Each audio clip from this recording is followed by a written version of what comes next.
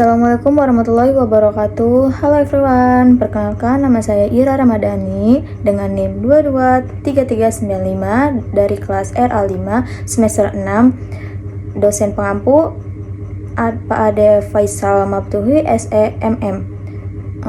Mata kuliah Manajemen Produktivitas. Di sini saya akan menjelaskan mengenai materi yang sudah dijelaskan dari pertemuan 1 sampai pertemuan 7. Langsung saja di sini ada definisi manajemen produktivitas. Pada dasarnya, kata produktivitas merupakan kata serapan yang dipinjam dari bahasa Inggris yaitu produktivitas. Produktivitas terbentuk dari gabungan dua kata yaitu produk dan aktivitas. Seperti dikutip dari laman Dictionary Combined. Sejak asal kata, produktivitas adalah suatu bentuk kegiatan yang dilakukan untuk menghasilkan suatu produk atau jasa. Umumnya merupakan kemampuan setiap individu, sistem, atau perusahaan untuk menghasilkan apa yang ingin Anda gunakan sumber daya secara efektif dan efisien. Di sini ada pengertian ekivalensi persyaratan membandingkan perusahaan. Ekivalensi persyaratan adalah kesamaan atau standar yang diterapkan dalam membandingkan perusahaan untuk memastikan bahwa perbandingan dilakukan dengan cara yang adil dan sesuai. Beberapa aspek utama dari ekivalensi persyaratan meliputi yang pertama, kesamaan standar akuntansi, yang kedua, kesamaan sektor industri, yang ketiga, kesamaan skala perusahaan, yang keempat, kesamaan metode evaluasi, kesamaan faktor eksternal. Di sini ada faktor-faktor yang mempengaruhi perbandingan perusahaan. Yang pertama, standar akuntansi, yang kedua, sektor industri, yang ketiga, kondisi ekonomi. Penyebab dan dampak peningkatan produktivitas. Penyebab peningkatan produktivitas ya ada dua. Yang pertama itu faktor internal. Faktor internal itu meliputi ada 3 faktor. Yang pertama tingkat pendidikan, yang kedua kemampuan bekerja, yang ketiga skill dan keterampilan. Faktor eksternal, yang pertama sarana dan prasarana pendukung produksi, yang kedua lingkungan kerja yang nyaman, yang ketiga disiplin kerja, yang keempat kompensasi atau gaji.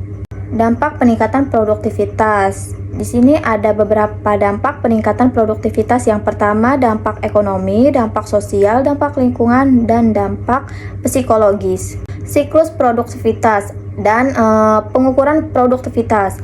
Siklus produktivitas Suman 1984 memperkenalkan suatu konsep formal yang disebut sebagai siklus produktivitas atau productivity cycle untuk dipergunakan dalam usaha peningkatan produktivitas terus-menerus. Konsep siklus produktivitas yang ditemukan ini terdiri dari 4 tahap utama. Yang pertama, pengukuran produktivitas. Yang kedua, evaluasi produktivitas. Yang ketiga, perencanaan produktivitas. Yang terakhir, peningkatan produktivitas.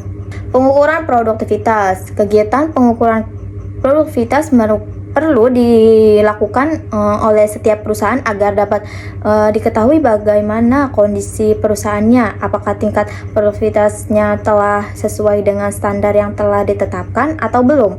Dengan melakukan pengukuran produktivitas secara langsung, evaluasi terhadap hasil pengukuran dapat dilakukan. Yang pertama itu membandingkan hasil pengukuran dengan produktivitas standar yang telah ditetapkan oleh manajemen.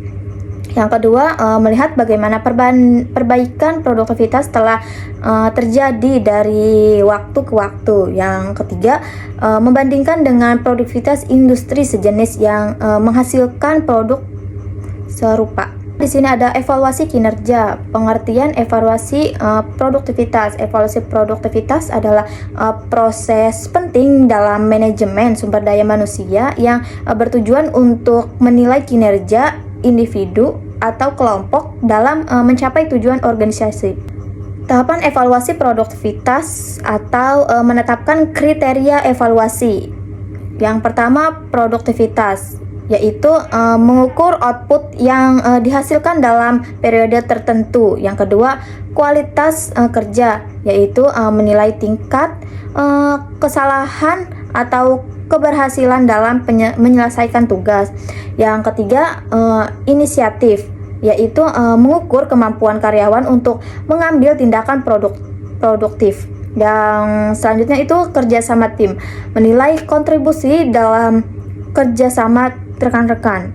Yang selanjutnya pengembangan diri, yaitu melihat upaya karyawan dalam meningkatkan keterampilan dan pengetahuan. Selanjutnya yaitu ada metode evaluasi, pendekatan kuantitatif menggunakan data dan angka untuk mengukur kerja. Contohnya yang pertama jumlah penjualan, yang kedua tingkat kehadiran, yang ketiga jumlah proyek yang diselesaikan. Pendekatan kualitas melibatkan penilaian subjektif melalui yang pertama wawancara, yang kedua penilaian oleh rekan kerja, yang ketiga analisis kualitas hasil kerja. Yang selanjutnya metode campuran menggabungkan pendekatan kuantitatif dan kualitatif untuk memberikan gambaran yang lebih komprehensif tentang kinerja karyawan. Selanjutnya yaitu perencanaan produktivitas atau jangka panjang versus jangka pendek, SMART, langkah-langkah untuk mencapai target. Yang pertama itu definisi perencanaan produktivitas. Sinungan 2009 mendefinisikan produktivitas sebagai hubungan antara hasil nyata maupun fisik atau barang atau jasa dengan masukan yang sebenarnya. Perencanaan jangka panjang dalam konteks produktivitas biasanya mencakup periode waktu lebih dari 1 tahun, bahkan bisa mencapai 5-10 tahun ke depan.